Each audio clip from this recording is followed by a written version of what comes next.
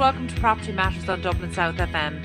You can contact the show on Twitter, Facebook and LinkedIn at iPropertyRadio, and indeed email the show at hello@iPropertyRadio.com. Your host for today is myself, Carol Tallon, and I'm delighted to be joined by a special industry co-host, Mr. Shane Dempsey, Director of Communications with the Construction Industry Federation, and of course regular guest on this show. So Shane, thank you so much for agreeing to be my co-host today. Listen, thanks for having me, Carol. I appreciate it. Well, that's what happens when you don't come on as a guest as often as we like. Then we bring you in as a co-host. There's no escaping us, Shane. But I want a weekly slap from now on. Be careful what you wish for, Shane. But today we're going to really focus on the innovation across the construction industry, and for that I'm delighted to be able to join our first guest today is PJ Rudden, Chair Innovation and Digital Adoption for the Construction Sector Group. You're very welcome, PJ. Thank you, Carol. Carol, you probably don't realise it, but this is your first interview with Azar, because PJ Rudden, I'm titling him the Construction Innovation Czar for the Irish construction industry. So, PJ, are you able to live up to that title, do you think? Thanks for the plug, Shane.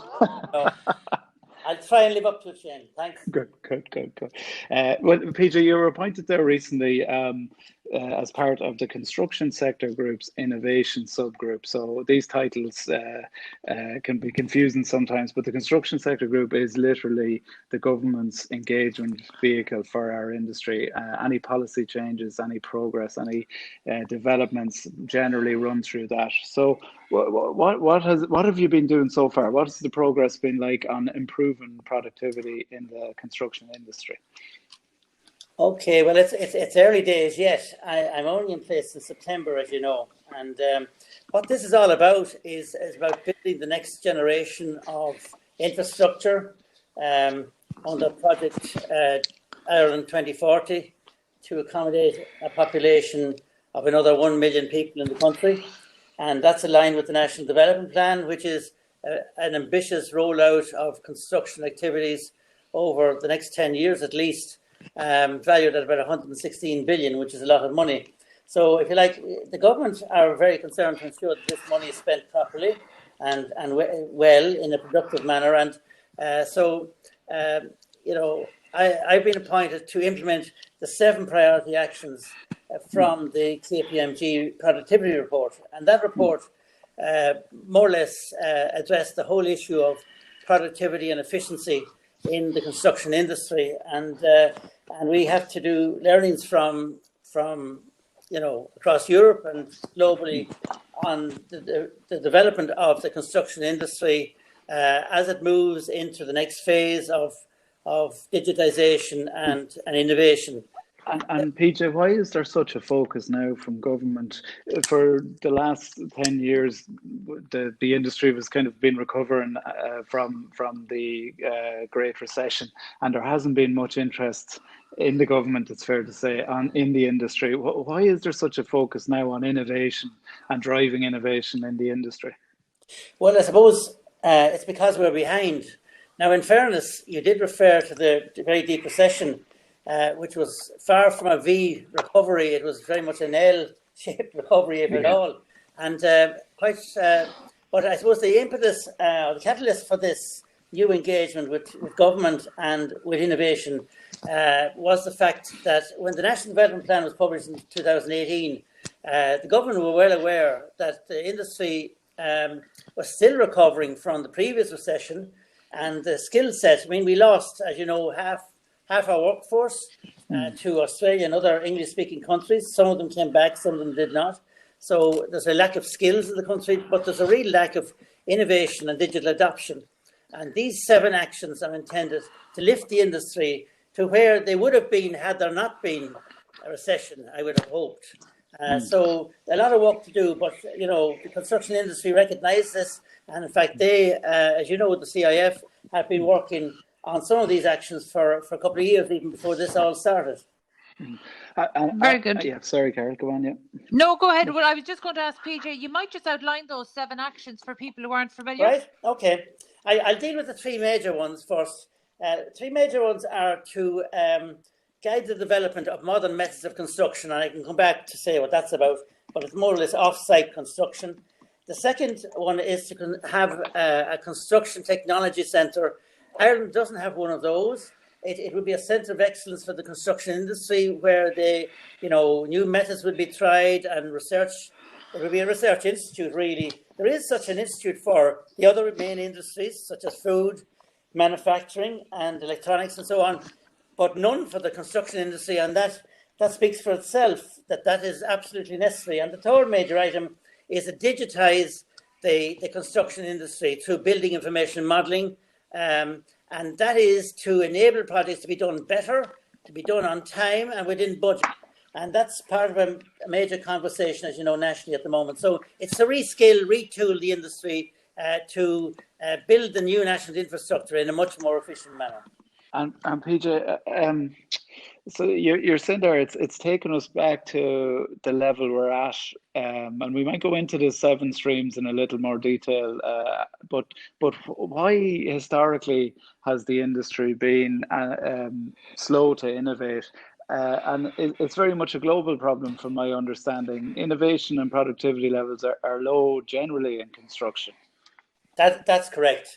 If you look at the KPMG report, they show how we compare in terms of productivity per hour quite negatively against even the UK, which is somewhat ahead of us. But the leading European cities, probably Holland, Denmark, Germany.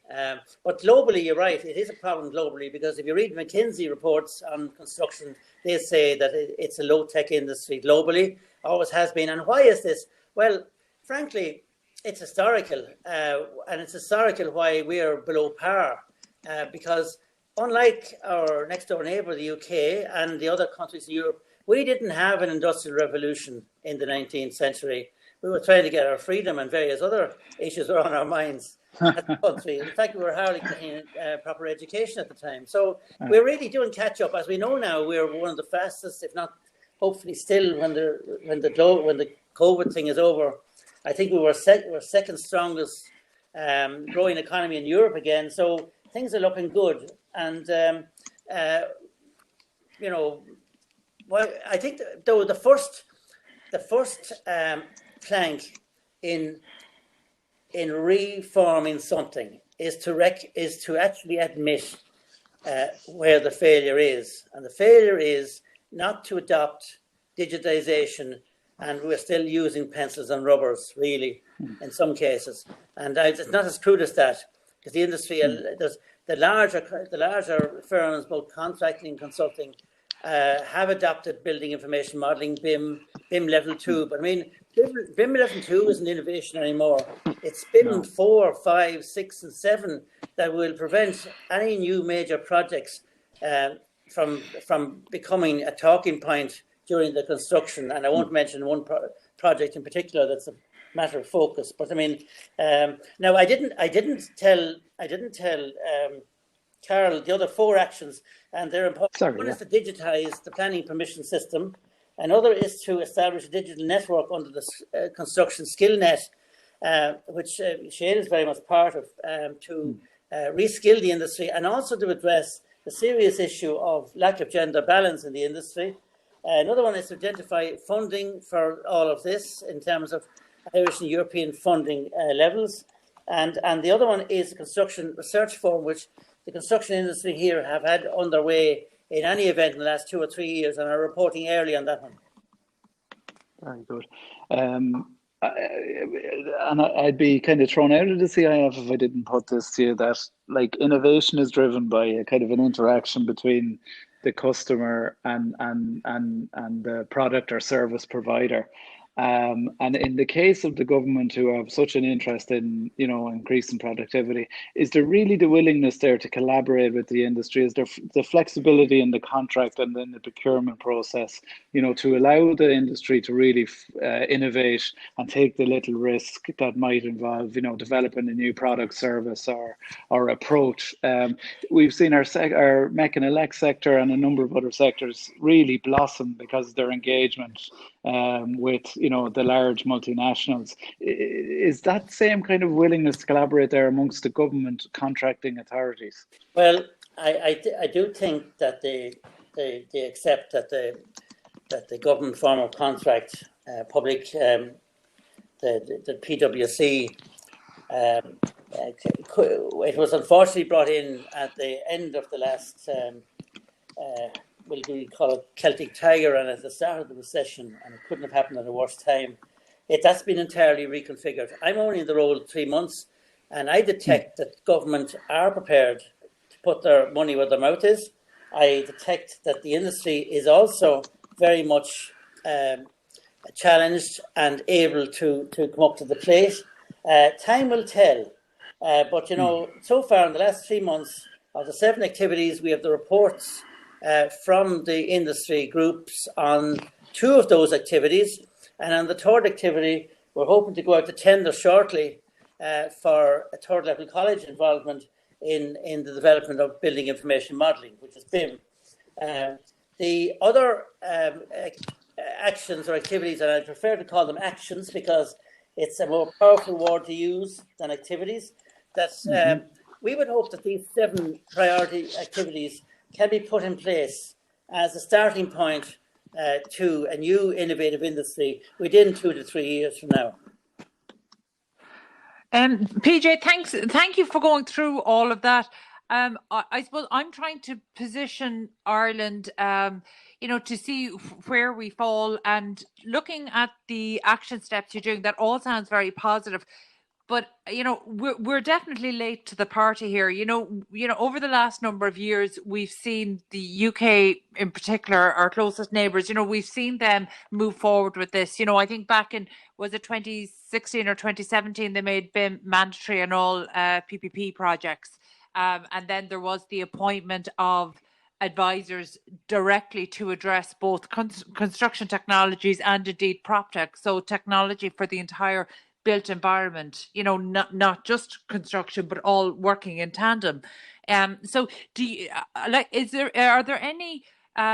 legislation pending that makes your appointment too late to really make an impact or to influence, or are you in time, and the body that you're going to work with there, are you in time to actually feed into legislation and policy decisions that will have an impact? Well, it's never too late.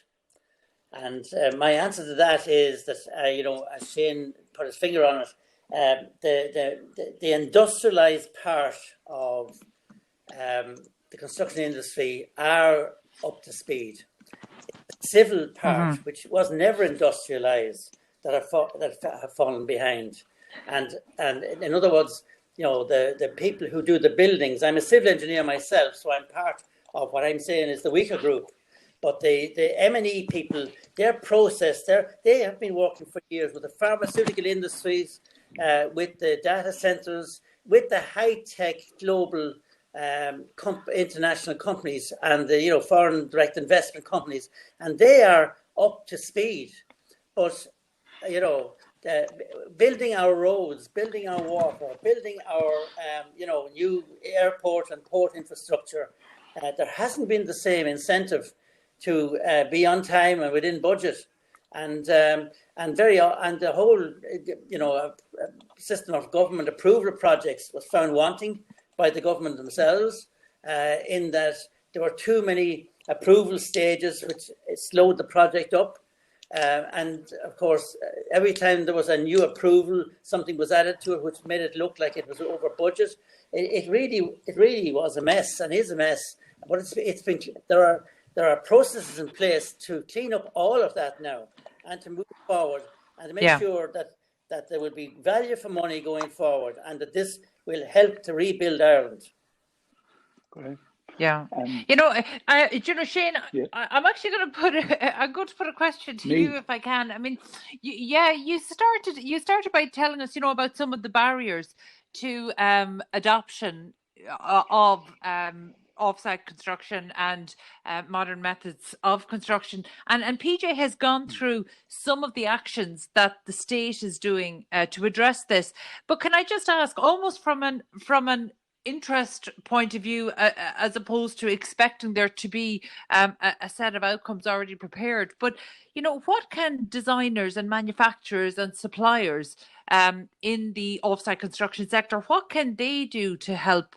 We see what the state is doing. So what can actually people in this industry do to help the more traditional industry to overcome these barriers? Yeah, it's probably funny. It's a question that both of us, both PJ and I, could answer. But like well, both, please. Yeah, do. we'll. I won't tarry long on it. But basically, the private sector is about 30, or the public sector is about 37% of all work that the construction industry does throughout the year. So it has a huge role in leading. Where it leads, as the biggest customer of the industry follows. So that's the first thing, and that's very much in PJ's bailiwick there.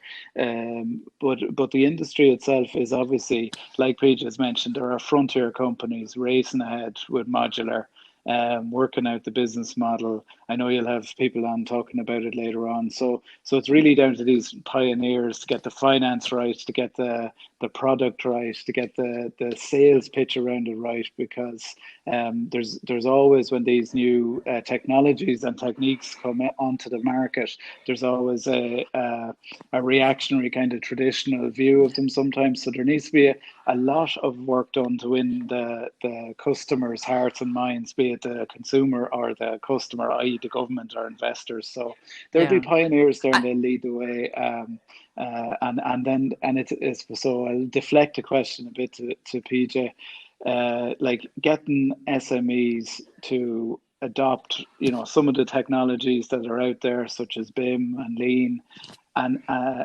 is a major challenge with 57,000 SMEs operating in the industry. So it's a large part of PJ's work is to take the innovation that the frontier companies are doing and promulgate it down the chain to smaller companies, so that there's an overall efficiency benefit and productivity benefit across the whole industry. So that's PJ's challenge as well. So PJ, how are you going to cope with that? Well, I think it's an ambition that will make it worthwhile to deliver.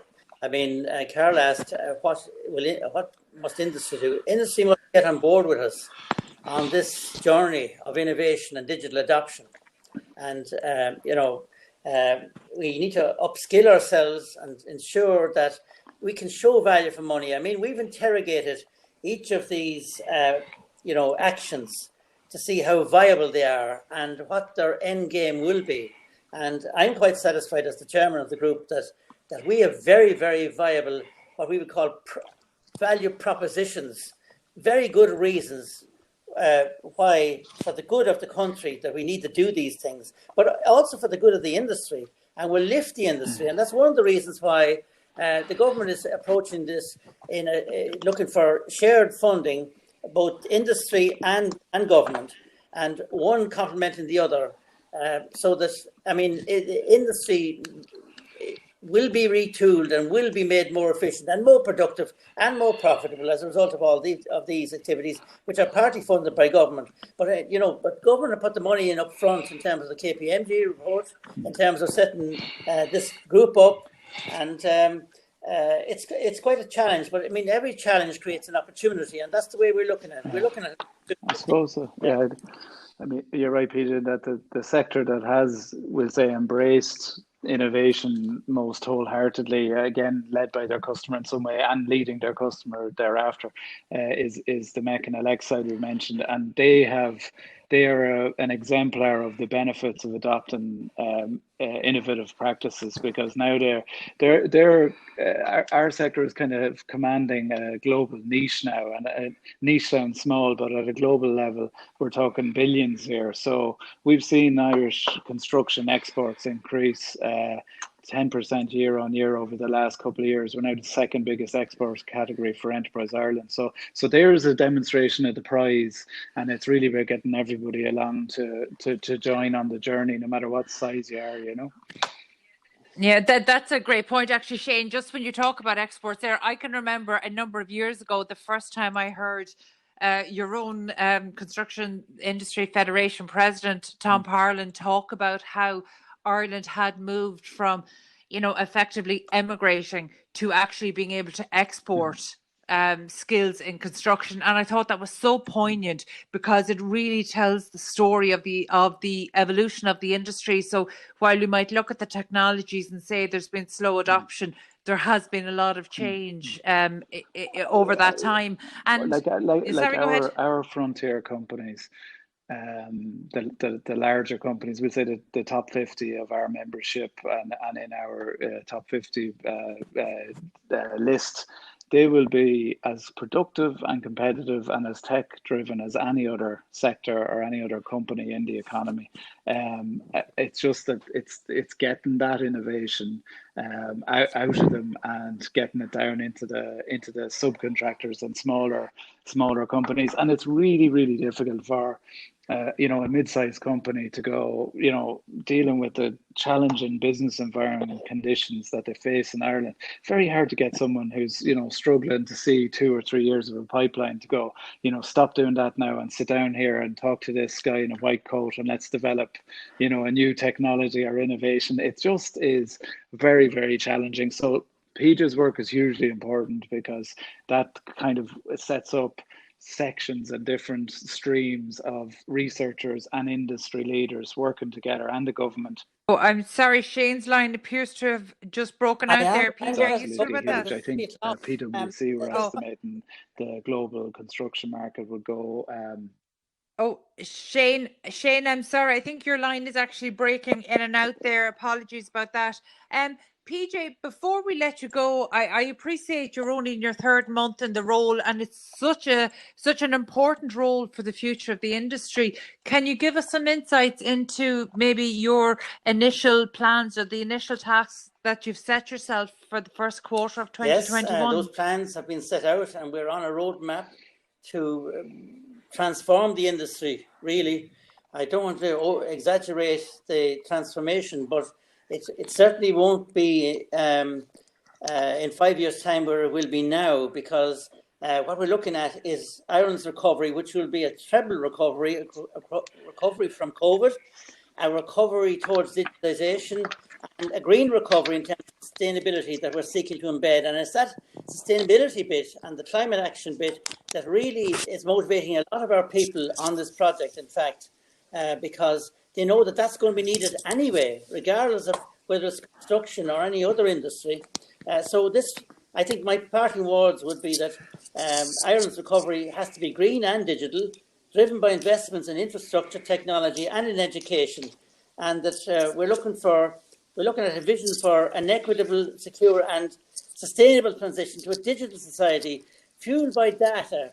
And data is the new currency in this digital transformation. And we got to know that and recognise that in how we're working from home for the last 7 or 8 months. I mean, you can imagine without that digital transformation so far as that has gone in a small sort of way, we really couldn't exist. And you can imagine how powerful it'll be if we really, really up our game. Yeah, PJ, they're very powerful words, and certainly in terms of sustainability issues, that's something that we didn't even get to touch on today. So I hope that we'll be able to continue this conversation in the new year, and hopefully we will have a little bit more clarity about the pandemic and some of the more pandemic responsive solutions that we're addressing at the moment. But certainly for now, thank you so much for sharing. That was PJ Rudden, Chair, Innovation and Digital Adoption for the Construction Sector Group. Again, PJ, thank you for joining us. We need to take a quick break. Stay tuned. 93.9 Dublin South FM. And welcome back to Property Matters on Dublin South FM. You can contact us on Twitter at iPropertyRadio or by email at hello@iPropertyRadio.com. So I'm now joined by Mark Farmer, Founding Director and CEO of Cast Consultancy. And regular listeners here will know that name sounds familiar because we have often quoted him. He is the lead author of the iconic now Modernise or Die report that was done for the construction industry in the UK about 5 or 6 years ago, is it, Mark? That's correct. Just past 4 years. Just past 4 years. Very good. So, Mark, Thank you so much for being with us today. I'm delighted you were in a position to join us, particularly after we've just spoken to PJ Rudden, and we have a better sense that the Irish government has put together a committee to really assess and investigate and try action some of the inefficiencies and lack of innovation across the construction industry in Ireland. So you might just share your UK experiences. Again, regular listeners here will be familiar with your report. We tend to quote it quite often. Mark, you might just take us back before that report. Was that 2016? It was, yeah. It was late 2016 that it was formally commissioned. The discussion started actually in late 2015. So actually the whole journey probably started about 5 years ago, and it initiated from the British government's concern about their ability to hit their house building targets. So even though Modernise or Die is ostensibly a construction industry report and looking at the state of the construction industry, its origins were really in the government's concerns about how it was going to build 250,000 homes a year, which was the government target at that time under the David Cameron administration, and also some wider concerns about the labour model that the construction industry was using and the lack of investment into skills and training, and the fact that it was a fairly fragile model that was appeared to be gradually under more and more pressure. So the report was jointly sponsored by the Department of Business and the Department of Housing, and as I say, that got published in late 2016. 10 recommendations from myself, which revolve around some core central themes. And probably of no surprise that many of those central themes relate to challenging the basic model by which we deliver construction. And since that point, the government thankfully has appeared to take on board a lot of the thinking, and it's perhaps prompted a much broader debate in the UK construction industry, which is probably from a timing perspective sat well, because there's a whole series of other things that have happened since that have made the urgency to change our model and innovate and to embrace modernisation even more urgent, perhaps. And Mark, I think we're in quite a fortunate position now, because earlier we spoke to PJ Rudden and we heard his the state's action plan, what they're intending, whereas we have the benefit of hindsight here with your report. Of the 10 actions in 2016, if you were coming to this report today, would those 10 actions be the same?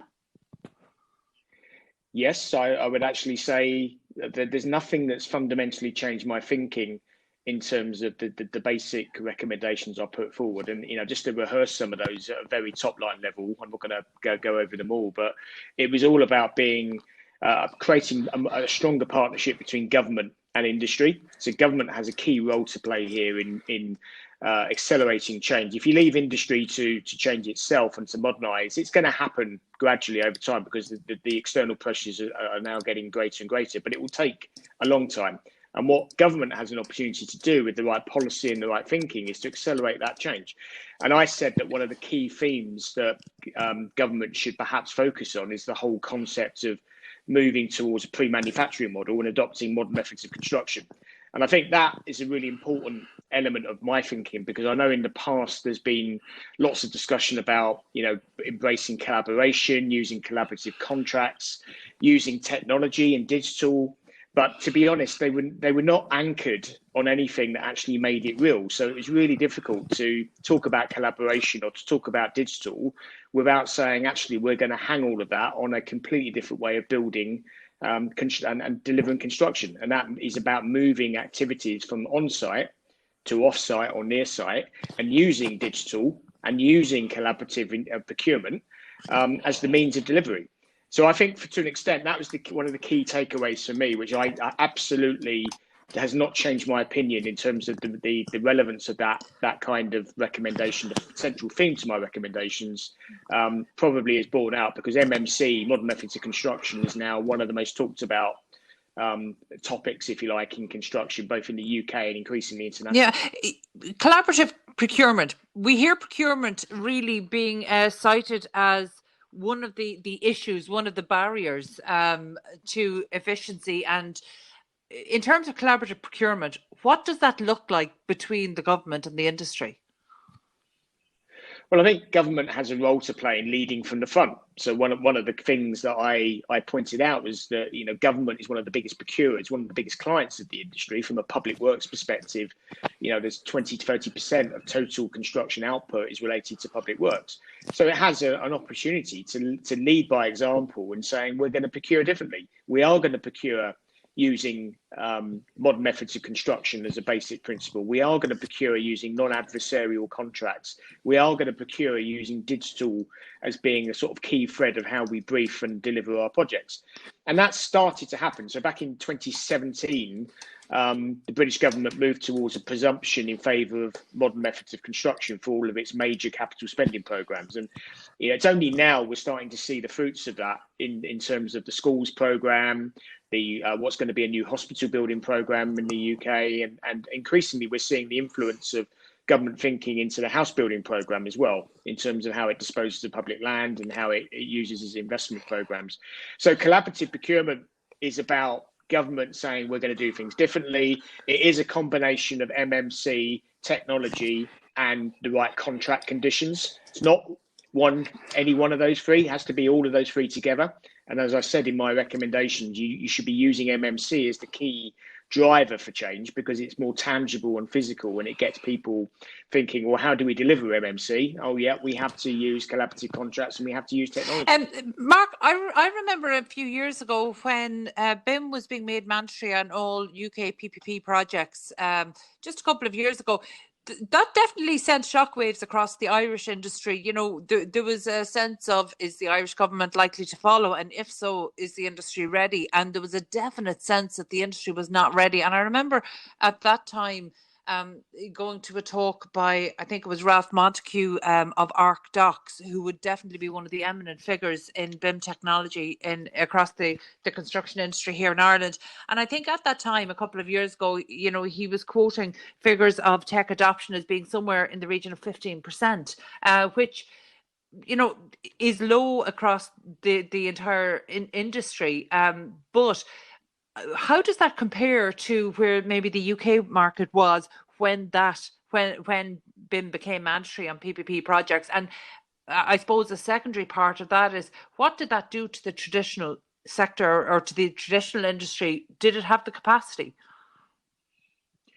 So yeah, I think the whole BIM journey is relevant here, and Ralph, who I've met, is doing some really good stuff in Ireland around evangelising about that change to a different model of delivery. I think it's really important to recognise what we mean when we talk about BIM, because BIM can mean different things to different people. And BIM is a whole method of working. It's all about common data. It's a whole process. It's not just about using digital design tools, which many people conflate it with.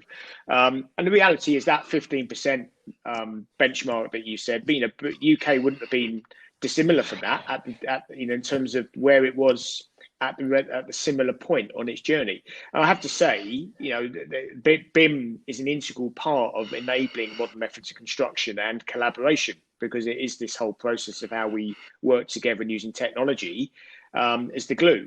And it is it's part of the overall journey that I've set out in terms of making sure that if we're going to go to modern methods, we're not doing it analog, because one of the biggest problems on the BIM journey has been that BIM has only been used at a partial level of adoption, particularly in the front end of projects where digital design has started to be adopted by architects and engineers, but even then only partially, I would say. But what's happened as you go through a project life cycle into procurement and then into construction on site, as the supply chain broadens and the capacity to do things in a technology-enabled way starts to get more and more limited or is varied, then you get less and less digital thread, if you like, going through a project. And as you go through to site activities, it becomes more and more of an analog process. So I think, BIM to an extent has hit a bit of a glass ceiling in terms of, unless you change the way that we physically deliver, including the physical delivery on site, not just the design,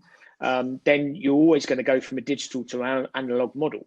And we have an opportunity for modern methods and manufacturing thinking to keep the digital thread stronger as we pass through digital manufacturing into digital assembly, digital site-based tools. And that actually, I think, is what's going to make BIM come alive in the future. It's a whole combination of different digital tools that are accessible to the supply chain, including SMEs, because, you know, part of the problem here is being inclusive of the wider construction industry so that you can take everyone on that journey. And some of the digital tools coming forward now are quite cheap and really accessible. And they're all about site-based field tools. They're all about verification. They're about productivity planning.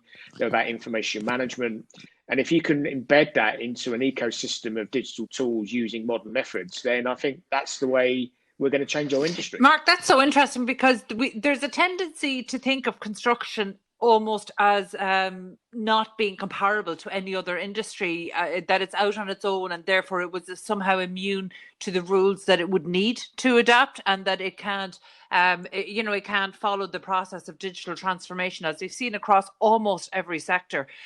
But I think what's really interesting there is when you talk about that potential glass ceiling being hit, that's exactly the same issue that comes up on the process of digital transformation, whether you're doing it for a law firm or a bakery. So actually, the construction industry is experiencing the very same as any other industry that's undergoing digital transformation. The difference is it's doing it maybe 20 years later than other industries. When we look at the barriers, because I think that's where a lot of the important conversation to be able to move to our next steps, we need to really identify what the barriers are to adoption of MMC, and then have an action plan to overcome those. So in terms of the common barriers that we hear, it tends to come back to the funders and the funders' confidence in alternative methods or modern methods of construction. Also insurers, and then there's the consumer perception. Are these barriers that you had to address over the last number of years? Yeah, all of the things you referenced there, Carol, are absolutely issues that I have been trying to address in all of the various pieces of work that I've been doing with government, with industry over the last 4 or 5 years. And they remain issues, don't get me wrong. They haven't gone away. They just partially being addressed through a program of awareness building. And I'd say most of the issues that we face are around education.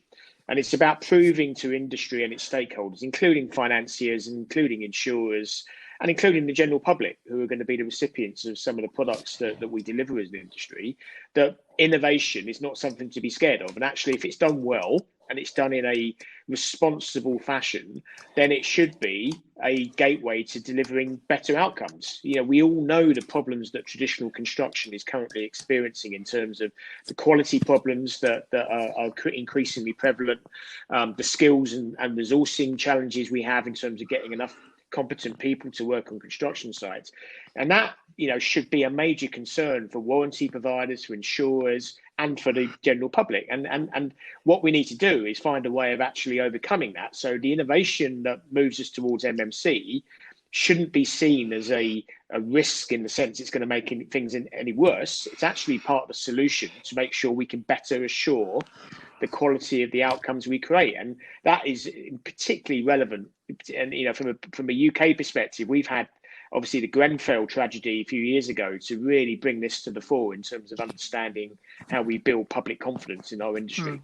And my view is quite clear. The only way you're going to do that is to be able to prove that what you originally said you were going to do is what you end up doing on a construction site. And that has to include digital verification. It has to include better manufacturing quality assurance of the products that are delivered. It has to be less contingent on variable site labour, where you're not never 100% sure what's going to happen, whether it's something a piece of workmanship goes wrong or whether it's supervised correctly. So, for me, all of those barriers have definitely been in my focus over the last few years. We've done a lot of work with the insurance industry. We've done a lot of work with the warranty industry. And to be honest, the single biggest way of overcoming some of those issues is just to prove it, to get out there and build some projects differently and demonstrate it. And the more we do of that, the more confidence I think we can drive through demonstration and example and evidence, as opposed to just talking. Okay, well, then let's take it back to the step. In order to be able to just do this, to just deliver it, how do you convince early funders, are there insurers who are, I suppose they're more amenable to innovation, to looking at things differently, to assessing things on a development by development basis, because these have been real barriers in Ireland. And in one way, we're fortunate that we do get to look to the UK and actually look and see, because we're just a number of years behind, we can look and see, okay, what worked, what did you do, how did you deliver this, what can we learn from that, what can we avoid? And so this should really be feeding somewhat into our next steps. So in terms of overcoming these initial barriers, what would you like to have known 3 years ago? So I think the key challenge in all this, Carol, is to get collaboration happening within the key stakeholder groups. And for this issue, it is about the warranty providers, the new build warranty providers, particularly in the housing market, because in the housing market, if you deliver something using MMC or an innovative approach and it can't get a mortgage, then you hit a brick wall. So you have to engage with the right people involved in the assurance process and in the warranty and insurance process from the very start. And one of the things that British government asked me to actually chair a working group on back in 2018 was to look at this issue of mortgage finance and insurance for MMC. And it involved getting people around the table. So one of my recommendations for Ireland is just to have that discussion very, very early, to get everything out on the table as to where people's concerns are, to address those concerns in terms of how we come up with an accreditation system that actually proves to people that the right quality is there, the right longevity is there, the right resilience of the products is there, and then takes the insurance industry and the warranty industry on that journey. And, we're starting to see in the UK, the warranty market's been pretty variable to date. And for many years, the NHBC, who are the biggest provider of new build warranties in the UK market, were slightly nervous about exposure to MMC. Now they've turned the corner and are actually actively looking. They recognise MMC as part of our future. They've actually developed their own assurance platform called NHBC Accepts. They're engaging with the insurance markets around building insurance policies as well. And all of a sudden, we start to have the collaboration that I spoke about that's trying to knock down those barriers to confidence building and ensuring that actually the buildings that we build are insurable and are fundable. Okay, and then what impact have you seen? Because that's really helpful for us. Knowing what you went through 2 years ago is helpful for us to know what we need to do in 2021. But now we're dealing with a whole new reality, which is, of course, the impact of COVID. And it's still too early to say what that impact is likely to be. In the UK, what are you seeing? Well, I think COVID has, if anything, really started to bring into more greater focus the issues that I spoke about back in 2016. So what's happened since March is that, we went from a position of total lockdown and sites stopping to the British government saying, actually, no, we want construction to continue, but we want it to be in a safe, socially distanced manner, to all of a sudden, the contractors realising that the output on their sites was going to be way down because the number of the size of the labour force they were able to put on their construction sites was going to be reduced because of social distancing. So what that's done is it's accelerated consideration of different forms of off-site manufacture, perhaps greater than would have been the case. So that's not just about full modular volumetric. That's elements of buildings now where contractors and their design teams are consciously making decisions to say, look, we have to take man hours out of our construction project. If we're going to deliver it anywhere near timescale, if we're going to deliver it to quality and to the best cost profile, we need to start moving activities off-site and increasing our pre-manufactured value.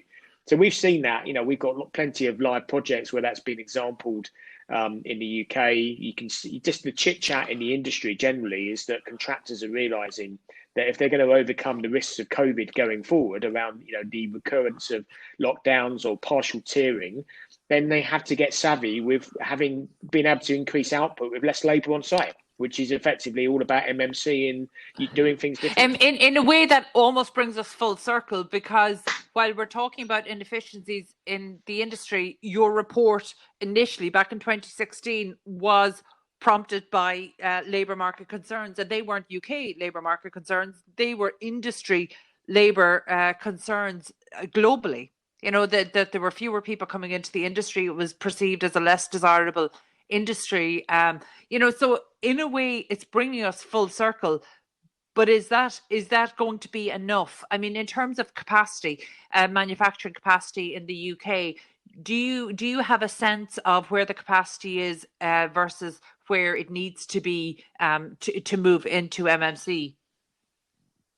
So if you take the house building industry, which is where I do most of my work in the residential sector, it's all about, again, what do we mean by MMC? So one of the things the government did back in last year, actually, was to define MMC. And again, this is a recommendation to Ireland, is to get your definitions right. And the MMC definitions that the British government have come up with are eminently transferable to Ireland. So one of my recommendations would be to use it as a start point for a discussion about, do you mean, something like category 1, which is the terminology we use for volumetric modular, which is probably what most people would equate to MMC. So full volumetric pre-assembly of residential units, houses or apartments.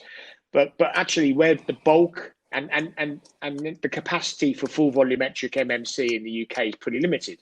So we only delivered probably about 3,000 units last year using full volumetric modular construction. But we probably delivered tens of thousands of units using partial MMC solutions across either panelised systems, sub-assemblies, or innovative materials, which are in the other categories that we defined. So actually, if you think about where MMC is already happening, it's happening widespread across our industry, but at a less overt level. So it's not all about modular construction.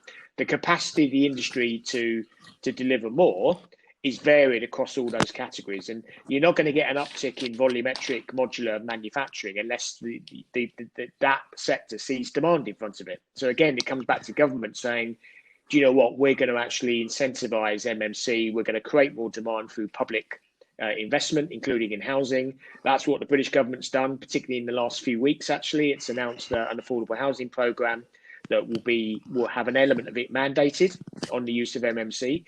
So all of a sudden, you start to get a demand-led approach to driving investment and capacity building.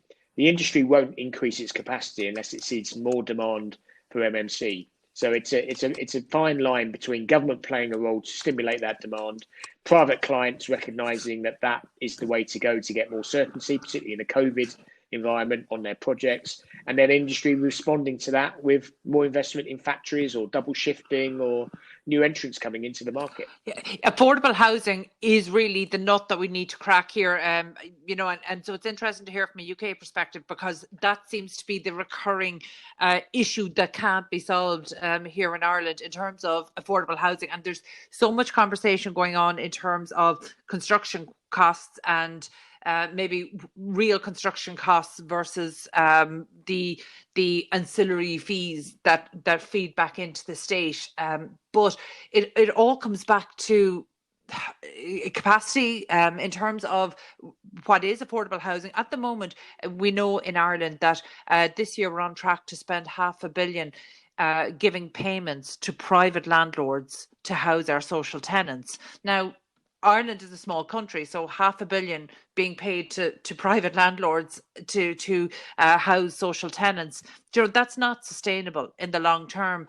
And only in the last week, under the Freedom of Information, an exchange from inside government was published through the media that spoke about the state's appetite to decrease people's dependence on these types of supports and actually try to address affordable housing so that there is a credible, sustainable mechanism for people. And obviously, in terms of construction, we need to change our methodologies of construction to be able to deliver that. But affordable housing, it seems like that's going to be the most difficult to achieve when our output and our supply is missing our housing targets consistently. So, you mentioned that, again, a lot of your work was prompted by the state's concern that it was likely to miss or was missing its housing delivery targets. In Ireland, that's happening consistently. So it seems like actually being able to provide housing at any rate is a problem. So then actually trying to deliver that in an affordable way, it almost seems like too big a nut to crack. Is there a real possibility that being open to other methods of construction and other methods of delivery, can that really have an impact here? Yeah, so everything you've just said, I completely recognise from the UK experience. So the key challenge here is, how do you link a move towards modern methods of construction and construction transformation to a government-controlled programmatic approach to housing delivery? And the big issue, certainly from a UK perspective, because it's political, the Conservative administration has very clearly put its focus on home ownership. So, but the bulk of what we deliver in the UK is private for sale housing, and social housing and affordable housing is delivered either through Section 106 requirements, where housing developers are forced to provide that sub-market housing, or through housing associations and local authorities delivering it directly. The problem is that unless you're in control of the programs of social housing delivery and you fund that properly with the right levels of grant or investment to deliver it at scale, then you can't connect the move towards MMC and modernisation with a government programme of housing. And, the government does not build homes. We don't have a state house building programme anymore like we did in the 1970s and before that. We have a state school building programme, we have a state hospital building programme, but we don't build homes directly. We rely on private developers and housing associations and local authorities to do that. And what that implicitly means is the control over how you build, it can only be influenced by more limited tools in the armoury, which is either public land disposal conditioning, or where you're using investment and grant to support what you do, you condition that on the use of MMC. It's clearly not as muscular as if you're the Department for Education saying we're going to build all of our schools going forward using MMC, which is what's happened in the UK. They can do that because they are the client. They are a single client, and they can do that at scale. Our challenge, both in the UK and in Ireland, is how do you deliver affordable homes with the right level of grant funding that then enables the right level of control through the partner bodies that are going to deliver it, to combine industrialisation, modern methods, manufacturing, technology with achieving more affordability as well. So the idea of building more and increasing scale in a manufacturing model means that your cost of production should go down. The challenge at the moment is the existing manufacturing base, as we've already discussed, is quite immature. There's not many players out there that can ramp up. So you have to go on a really careful, progressive journey of increasing capacity that enables you to achieve these longer term objectives. And politicians clearly get impatient because they get elected on 5-year cycles. The reality is, to change our housing market towards a MMC-led model will take more than 5 years. So you need politicians to be thinking in the long term, but you need MMC and transformation also to be a fairly apolitical subject, where you have consensus on both sides of the political divide that enables you to attack this as a long-term 5 to 10 year issue. Mark, I think that's a great point in terms of the short-term nature of politicians versus the long-term need when it comes to strategic planning in terms of housing delivery. And it's definitely something that we've seen the consequences of that in Ireland, and I think again it's not an Irish problem, and so again it's always interesting to hear the same perspective coming from different jurisdictions. Mark, you've been very generous with your time. I'm conscious that we need to wrap up. Before we finish up, you might just let us know what your I suppose what's next for the sector and for this industry in the UK in 2021. Yeah, so there's still quite a lot of stuff going on, which is good. So the momentum towards change hasn't let up. As I referenced a little bit earlier on, the government is ramping up. If anything, it's moved towards MMC. We're seeing the drive towards more interventions, if you like, around policy into the house building market. We're about to see the publication in the next month or so of what's going to be called the Construction Playbook, which is effectively a set of rules that are going to govern how public bodies commission construction, central government commissions construction work, which I think will be a real step forward. We're seeing the Construction Leadership Council really start to get some traction around leading the industry with one voice. So, my part in all of that is just to keep banging the drums, to keep evangelising, it's to keep supporting government wherever I can around its transformation ambitions. I think the role of Homes England is going to be particularly important in the house building sector in going forward. I can see the Welsh Government and the Scottish Government having their own mirror images of that in terms of devolved administration powers. And I think the Irish Government has an absolute opportunity to follow all of that in terms of getting hold of this transformation agenda and using it as a means of post-COVID recovery. Mark, that's fantastic. So in terms of recommendations for Ireland, to get our definitions right, re-emphasise the need for the construction industry to be apolitical, and I look forward to the publication of the construction playbook, because procurement is such a vital issue. I mean, we heard PJ Rudden mention earlier in the show that the state buys 38% of this industry. So, procurement is such a vital issue. And I think, you've summed it up really well, leading with one voice. That's really what we need to take us out of this uncertainty. So thank you, Mark Farmer, Founding Director and CEO at Cast Consultancy. And my special thanks today to my co-host earlier, Shane Dempsey, Director of Communications with the Construction Industry Federation. That's it from us this week. Thank you for listening into Property Matters on Dublin South FM.